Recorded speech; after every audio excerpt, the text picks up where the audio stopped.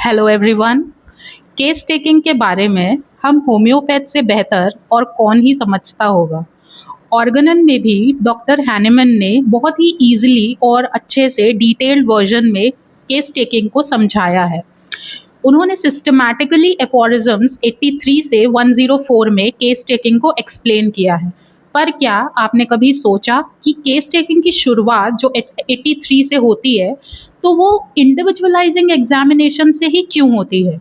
तो इसी विषय में हम इसके बारे में जानते हैं कि ये वीडियो कैसे इंडिविजुअलाइजिंग एग्जामिनेशन पे फोकस करता है और इंडिविजुअलाइजेशन का आपको महत्व समझाता है। तो फर्स्ट ऑफ ऑल, ये जो एफोरिज्म में बोला गया individualising examination of a case of disease, why individualising? अगर हम इसका मीनिंग देखें तो वैसे तो बहुत ही सिंपल लगेगा, but when you apply it, जब आप इसको अप्लाई करते हैं होम्योपैथिक केस टेकिंग में, तो इसका मीनिंग जो है वो पूरा ही चेंज हो जाता है। Because individualising examination of a case of disease में, यानी एक होम्योपैथिक केस टेकिंग में सेम थियोरी या जो सेम तरीका है वो हम हर केस में अप्लाई बिल्कुल भी नहीं कर रहे हैं। यहाँ पे अप्लाई टू ऑल वाला सिस्टम नहीं है। हम यहाँ पे फोकस कर रहे हैं हर एक इंडिविजुअल पे, यानी हमारी जो केस टेकिंग है वो स्टार्ट होती है उस इंडिविजुअल के पर्टिकुलैरिटीज पे, उस पर्टिकुलर इंडिविजुअल पे फोकस करते हुए।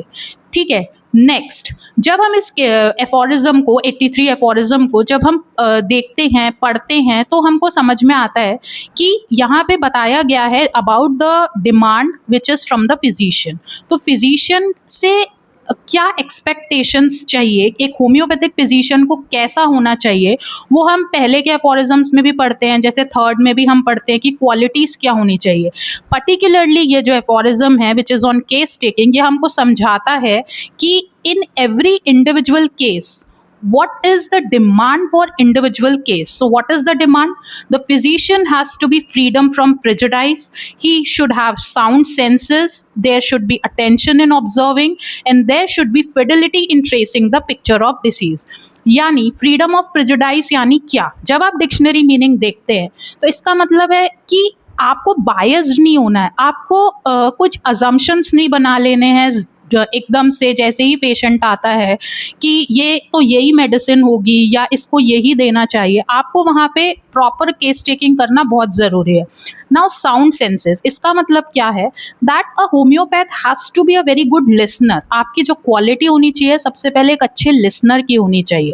क्यों? अगर आप ही सुनना ज़रूरी नहीं समझेंगे अपने पेशेंट को तो वो बताने में उतना कंफर्टेबल नहीं हो पाएगा। So the second demand is sound senses. The third is attention in observing. What is this attention in observing? We should have an observing capacity.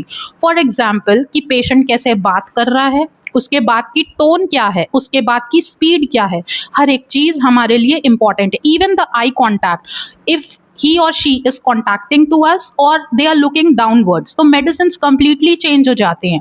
So ये भी हमारा ध्यान देने की बहुत ज़रूरत है। The last factor is fidelity in tracing the picture of disease. What is fidelity? Fidelity का मतलब है एक honesty.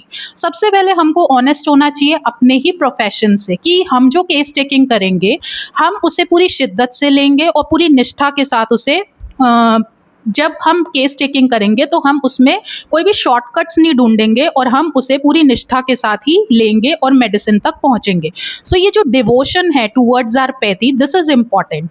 तो इस वजह से जो फिडिलिटी है, that is the quality of being faithful, this is very important. So this was about the individualising examination of a case, यानी एफोरिज्म नंबर 83। इसके अलावा हम देखेंगे केस टेकिंग और किस किस तरीके से, किन किन पड़ावों से गुजरती है और 104 पे आके ख़त्म होती है। So till then, thank you.